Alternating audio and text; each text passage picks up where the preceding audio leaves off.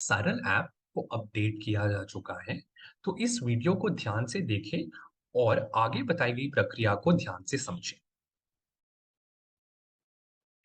सरल app update किया जा चुका है। नए ऐप की डाउनलोड का लिंक आपको अपने बीईओ डीसीटी द्वारा 14 नवंबर तक उपलब्ध किया जाएगा। कृपया यह सुनिश्चित कर लीजिए कि पुराना सरल ऐप अपने फोन से डिलीट करके आप नया सरल ऐप डाउनलोड कर लें।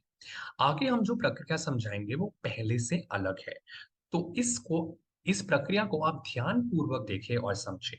हमने इसमें 3 और स्टेप जोड़े हैं और यह पहले से अलग है। हमारा जो पहला स्टेप होगा वो है परीक्षा से 2 दिन पहले आपको डेटा डाउनलोडिंग की प्रक्रिया करनी होगी। यह छात्र डेटा डाउनलोड करना आवश्यक है। ऐप में आप लॉगिन कर सकते हैं अपने बीओ डीसीटी द्वारा जो लॉगिन क्रेडेंशियल्स आपको उपलब्ध कराए गए हैं, उसके माध्यम से लॉगिन करके आप ऐप खोलें और नेक्स्ट व गो फॉरवर्ड बटन दबाकर इस स्लाइड में जो स्क्रीन दिखाई गई है उस स्क्रीन तक पहुंचे। ये आप ऐप डाउनलोड करते ही प्रक्रिया पूर्ण कर ले और यह सुनिश्चित कर ले कि 15 नवंबर तक ये प्रक्रिया पूर्ण हो जाए। एक और महत्वपूर्ण सूचना इस स्टेप के लिए कि आपके पास स्थिर इंटरनेट कनेक्शन होना चाहिए इस स्टेप को पूर्ण करने के लिए। तो अगर ये आपके पास स्थिर इंटरनेट कनेक्शन नहीं है तो यह सुनिश्चित कर लीजिए कि स्थिर इंटरनेट कनेक्शन होने पर ही आप यह स्टेप इस प्रक्रिया को पूर्ण करें। जैसा कि आपको इस स्लाइड में दिखाया गया है, आपको 5 स्क्रीन दिखेंगी और जब आप 5वें स्क्रीन तक पहुंचेंगे, इस स्क्रीन पर आकर डेटा डाउनलोडिंग की प्रक्रिया पूर्ण होगी। दूसरा स्टेप है परीक्षा से 1-2 दिन पहले आप छात्र विवरण की सूची बना लें। इस सूची में आप छात्र के नाम के साथ उनकी 9 अंकीय सरल आईडी को पहले से अपने रजिस्टर या डायरी में नोट करके रख ले, ताकि आकलन वाले दिन आपको कोई मुसीबत ना आए इन छात्र आईडी को ओएमआर शीट में भरने के लिए या छात्रों को यह आईडीज बताने में।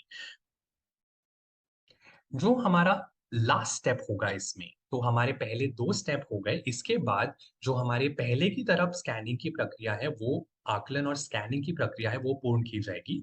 और एक आखिरी स्टेप जो हम बाद में ऐड कर रहे हैं यहाँ पे, वो सेव ऑल स्कैन की प्रक्रिया है, जो यह प्रक्रिया मूल्यांकन पूर्ण करने के और ओएमआर शीट को स्कैन करने के बाद की जाएगी। तो आप यह सुनिश्चित कर लें कि आप स्कूल में ही सभी स्कैनिंग पूर्ण कर रहे हैं और जो भी आप स्कैन कर रहे हैं उसका नंबर स्कैन स्टेटस में दिखाई देगा। जैसे कि इस स्लाइड में हम देख सकते हैं कि स्कैन स्टेटस में 19 आ रहा है, तो 19 स्कैन मेरे हो गए हैं।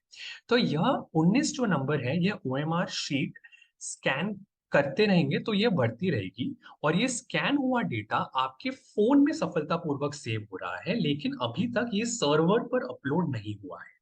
तो यदि आपके पास एक स्थिर इंटरनेट कनेक्शन नहीं है, तो चिंता ना करें, क्योंकि आप शीट स्कैनिंग की प्रक्रिया जारी रख सकते हैं।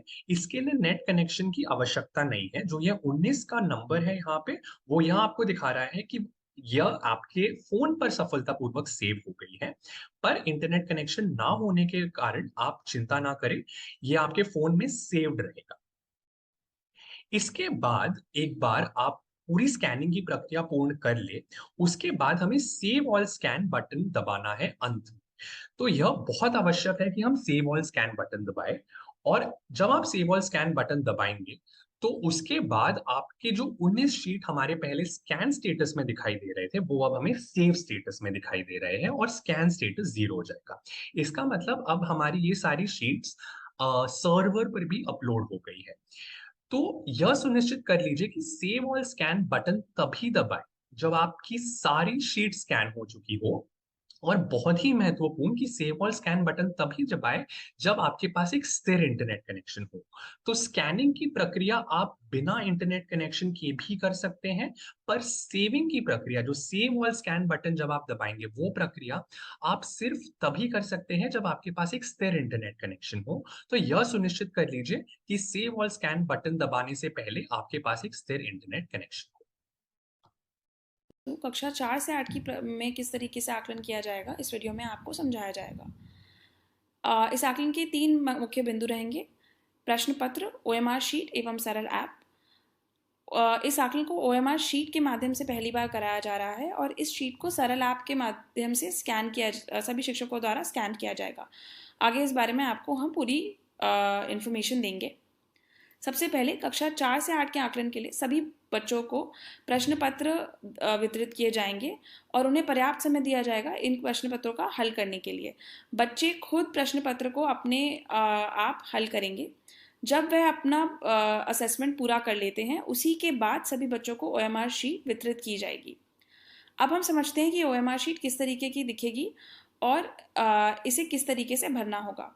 सबसे पहली बात, शिक्षकों को बच्चों को इस शीट को भरने में पूरा सहयोग एवं मार्गदर्शन देना होगा।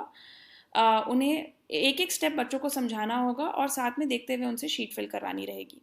सबसे पहले बच्चे अपना 9 अंकीय स्टूडेंट आईडी भरेंगे। यह स्टूडेंट आईडी सरल ऐप के माध्यम से सभी टीचर्स को पहले से प्रोवाइड कर दिया जाएगा, जिसकी सूची वह बनाकर अपने रजिस्टर में अलग से रख सकते हैं और बच्चों को असेसमेंट के समय दे सकते हैं। छात्र का नाम एवं वहाँ जो प्रश्न सेट से बच्चों ने क्वेश्चन पेपर को सॉल्व किया है वह सेट यहाँ मेंशन करना होगा। सेट क्वेश्चन पेपर या एवं आदि प्रश्न पेपर पर लिखा होगा। विद्यार्थी ने जिस उत्तर को अपने प्रश्न पत्र में चुना है उसी उत्तर पर वह गोला बनाएंगे और बाकी गोलों को वह खाली छोड़ देंगे। आखिरी बात, यह ध्यान रखना होगा कि इस डब्बे के बाहर कुछ भी लिखा ना जाए, पेपर ओएमआर शीट को मोड़ा ना जाए, ताकि बाद में स्कैन करने में कोई दिक्कत ना आए। अब यह समझ लेते हैं कि कक्षा 4 से 8 के लिए आकलन की 7 स्टेप प्रक्रिया कैसी दिखती है। जो हमारा पहला स्टेप है वो है परीक्षा से 2 दिन पहले डेटा डाउनलोडिंग की प्रक्रिया पूर्ण करनी है। तो जैसे ही आप ऐप डाउनलोड कर ले तो डेटा डाउनलोडिंग की प्रक्रिया पूर्ण कर लीजिएगा।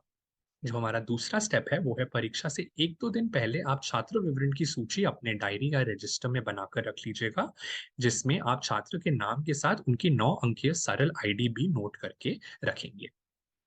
इसके बाद आकलन के दिन हमारा तीसरा स्टेप शुरू होगा, जहां शिक्षक प्रश्न पत्र विद्यार्थियों में बांटेंगे और उनको हल करने का समय देंगे। इसके बाद शिक्षक बच्चों को स्टूडेंट आईडी और ओएमआर पर गोले अंकित करने की प्रक्रिया बताएंगे और उसके उपरांत ओएमआर शीट बच्चों में वितरित की जाएंगी। यहाँ बच्चों को कोई भी सहायता की आवश्यकता हो तो शिक्षक उनकी मदद करे। पांचवा स्टेप फिर यह होगा कि ओएमआर शीट विद्यार्थी द्वारा भरे जाएंगे और शिक्षक उनकी सहायता करेंगे। इसके बाद हमारा छठा स्टेप शुरू होगा, जब ओएमआर शीट्स छात्र द्वारा भर दिए जाएंगे तो सरल ऐप द्वारा शिक्षक इन शीट्स की स्कैनिंग की प्रक्रिया शुरू करेंगे और यह प्रक्रिया स्कूल में एक बार खत्म हो जाए उसके बाद सेव ऑल स्कैन, जो हमारा सातवां और आखिरी स्टेप है वो है सेव ऑल स्कैन बटन दबाकर इसको सर्वर पर अपलोड करना पूर्ण करें और इसके साथ हमारा आकलन पूर्ण होगा।